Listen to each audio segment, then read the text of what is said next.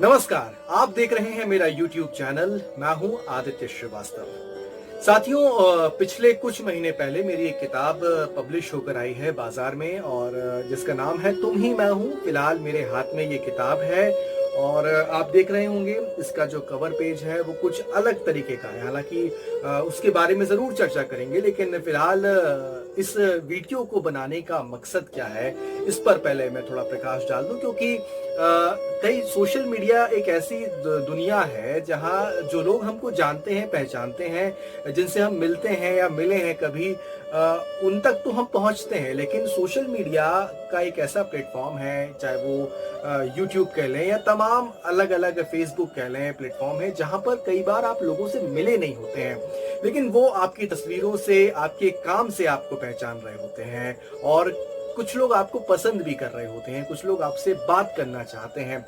ऐसे ही कई लोग जो सोशल मीडिया प्लेटफॉर्म पर मेरे साथ जुड़े हुए हैं, उन तक जब ये किताब पहुंची तो कई लोगों ने इस किताब को पढ़ा और किताब को पढ़ने के बाद, चूंकि वीडियो ब्लॉगिंग्स भी मैंने पिछले कुछ दिनों पहले की थी, तो उनका ये कहना था कि क्यों ना इस किताब की हर कविता की वीडियो ब्लॉगिंग की जाए, क्यों ना एक एक कविता की भले वीडियो क्यों ना बनाया जाए। और क्योंकि ऑडियो ई बुक का भी जमाना इस वक्त चल रहा है, कई ऑडियो बुक्स भी इस वक्त बाजार में उपलब्ध हैं, तो क्यों ना मेरे मन में भी ये विचार आया कि ई बुक की बजाय बल्कि यूट्यूब पे जो भी कंटेंट इस किताब में है उसको दर्शकों तक पहुंचाया जाए। जिनके पास ये किताब है या जिन लोगों को किताबें पढ़ने का शौक है वो तो ये किताब जरूर खरीदते हैं, ले भी रहे हैं। और लेकिन जिनके पास ये किताब नहीं है, जिन्होंने ये मांग भी की है कि यूट्यूब के जरिए या ई बुक के जरिए, ऑडियो बुक के जरिए इसकी जो किताबें हैं वो हम तक पहुंचाई जाए। लेकिन दर्शकों, इस किताब पर चर्चा करें या इस किताब के अंदर की कंटेंट पर अगर बात करें तो सबसे पहले एक भूमिका मैं आपके सामने बनाना चाहता हूं। भूमिका दरअसल सिर्फ इतनी है कि मेरा ऐसा मानना है कि मैं पेशे से पत्रकार हूं और हर व्यक्ति के अंदर कुछ ना कुछ रचनात्मकता जरूर होती है, क्रिएटिविटी जरूर होती है।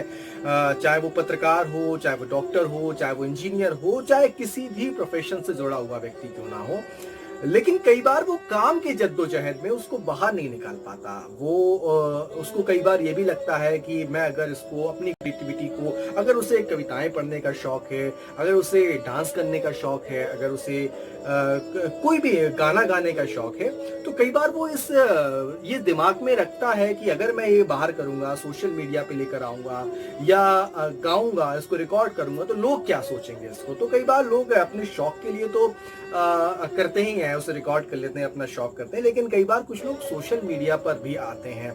तो मेरा ऐसा मानना है कि हर व्यक्ति को उसके अंदर की जो क्रिएटिविटी है उसको बाहर निकालना जरूर चाहिए। और अगर वो क्रिएटिविटी उसकी बाहर नहीं आ पा रही है तो जीवन किस बात का। जीवन कई रंगों से बना हुआ है, कई सारे तत्व, कई सारे रंग हमारे जीवन को कई सारे तत्व और रंग मिलकर हमारे जीवन को रंगीन बनाते हैं, अच्छा बनाते हैं, खुशनुमा बनाते हैं।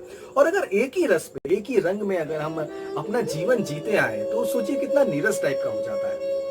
मुझे ऐसा लगा कि एक शौक कुछ दिनों से जब लिखने का पिछले कुछ दिनों पहले हुआ तो लिखते गए और ये किताब तैयार हो गई। और जब ये किताब तैयार हो गई तो अब क्या किया जाए, लोगों तक तो पहुंच गए, लेकिन आज भी कई लोग हैं जिनके पास ये किताब शायद नहीं है, लेकिन वो सुनना चाहते हैं। वो चूंकि अगर टीवी पे देखते हैं, समाचार पढ़ते हुए मुझे देखते हैं, रिपोर्टिंग करते हुए मुझे देखते हैं, और उसी के साथ वो वीडियो ब्लॉग के जरिए भी अगर मुझे पसंद करते हैं, तो उन तक क्यों ना ऑडियो वीडियो के जरिए इस किताब को पहुंचाने की कोशिश की जाए।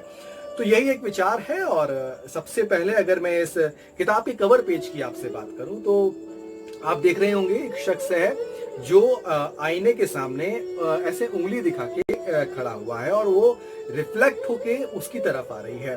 दरअसल इसके पीछे मकसद ये था, और नाम है तुम ही मैं हूं। इसके पीछे मकसद ये है कि हम अक्सर दूसरे पर उंगली उठाते हैं, हम अक्सर दूसरे को कहते हैं कि तुमने ऐसा नहीं किया, तुम ऐसा करते हो, तुमने मुझे धोखा दिया। लेकिन अगर आप आईने के सामने कभी खड़े होंगे और ऐसे उंगली दिखाएंगे तो वो उंगली आपकी तरफ ही आएगी। यानी कि तुम ही मैं हूं से कंसेप्ट यह है कि आप दूसरों को जो कहते हैं ना तुम, वो तुम मैं हूं, मैं ही, जो कुछ रिफ्लेक्ट होकर आ रहा है वो मेरे द्वारा किया हुआ ही है, मैं ही करता हूं। और मैं जो कर रहा हूं उसकी प्रतिक्रिया मेरे तक आ रही है। इसलिए जो भी हमारे साथ हो रहा है, ये बात निश्चित तौर पर आप मान के चलिए कि जो हमने बोया है वही हम उसको काटेंगे, वही फसल उगती है और उसी को हम काटते हैं। ये एकदम सत्य है और कहीं ना कहीं इन कविताओं में इसके इर्द गिर्द ये बात आपको जरूर दिखाई देगी, पढ़ने में आएगी। तो अगर सबसे पहले इस कविता की, चूंकि हम पूरी किताब नहीं पढ़ेंगे अभी, धीरे धीरे प्रत्येक वीडियो में एक एक कविताओं पर जिक्र करेंगे, एक एक कविताएं पढ़ेंगे और बहुत लंबा इस वीडियो को नहीं बनाएंगे क्योंकि बहुत लंबा चीजें कई बार बोरिंग भी हो जाती हैं और कोशिश पूरी है। और इसकी किताब की जो पहली कविता है वो है कब तुम खुद को श्रेष्ठ पाना। हालांकि इसका वीडियो ब्लॉग में पहले बना चुका हूं, लेकिन जिन लोगों ने उसको नहीं सुना है तो मुझे लगा कि ये इस किताब की शुरुआत ही अब पहली कविता से की जाए। भले उस वीडियो ब्लॉग को कई लोगों ने सुन लिया होगा, लेकिन एक अलग अंदाज में भी उन तक ये बात पहुंचे कि इस कविता का भाव दरअसल यह है, थोड़ा एक संक्षिप्त में आपको बताना चाहूं कि हमारी जिंदगी में कई लोग आते हैं समय समय पर और कई सारे मुद्दों को लेकर वो आते हैं, कई सारे भाव के साथ वो आते हैं। कई बार कुछ स्वार्थ उनका होता है, कुछ स्वार्थ हमारा होता है।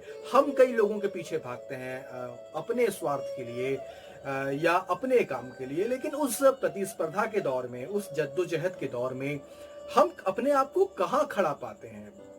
हमें किस तरीके से इस पूरी जिंदगी में हमारा किरदार क्या होता है? हम कब खुद को श्रेष्ठ पाएं और हम कब खुद को श्रेष्ठ पा लेते हैं? और क्या जब हम खुद को श्रेष्ठ पाते हैं तो क्या वो हमारा वहम है? और अगर वाकई हम खुद को श्रेष्ठ पा रहे हैं तो क्या वाकई हम खुद को श्रेष्ठ वहां पे पाना चाहिए? ऐसे कई सवाल हैं जो मुझे लगता है कि इस कविता के बाद आपके अंदर खड़े होंगे और शायद ये सवालों के जवाब इस कविता के अंदर आपको जरूर मिल जाएंगे। तो पढ़ना शुरू करता हूं मैं सबसे पहले कि इस बड़ी सी जिंदगी में कई लोग आए, कुछ ठहरे तो कुछ ना ठहर पाए, कुछ भगवान बनकर आए तो कुछ मेहमान की तरह गए। हमने कभी अमीर को अपना बनाया तो कभी गरीब को है ठुकराया, लेकिन दोस्त बनाने की होड़ में ना तो कोई कृष्ण बन पाया और ना ही कोई सुदामा सा निभा पाया। हमने कभी उगते को अर्घ दिया तो कभी डूबते को दर्द दिया। हमने अनजान का तो सत्कार किया लेकिन अपनों का तिरस्कार किया। नौकरी, शोहरत, पैसे के लालच में हमने कईयों को खुदा बनाया, लेकिन इस हड़बड़ाहट में कभी कभी अपनों को है ठुकराया। अब भी वक्त है, खोल लो अपनी आंखें, खोल लो जज्बातों की वो पाखें, देख लो अपनों की आंखें, वरना टूट जाएंगी रिश्तों की शाखें। चौराहे पर तुम्हें कई लोग मिलेंगे, तुम्हारी बातों को अपना कहेंगे, लेकिन जैसे ही बढ़ोगे ना मंजिल की तरफ, वही तुम्हें झट से खींच लेंगे। तुम्हें मंजिल पर चढ़ता कैसे कोई देख लेगा? तुम्हारी तरक्की को कैसे कोई सह लेगा? तुमने भी तो किसी को मंजिल पर चढ़ के रोका था। याद करो, ये बीज तुमने ही तो बोया था। तुम्हें क्या लगा जीत जाते तुम? तुम्हें क्या लगा पहुंच जाते मंजिल पर? तुम कैसे भूल गए तुम्हारा पूरा हिसाब है खुदा पर? सुनो, रास्ते में थक जाओ तो थोड़ा ठहर जाना, अपने बोए नफरत के उस खेत तरफ मुड़ जाना। सुनो, रास्ते में थक जाओ तो थोड़ा ठहर जाना, अपने बोए नफरत के उस खेत तरफ मुड़ जाना।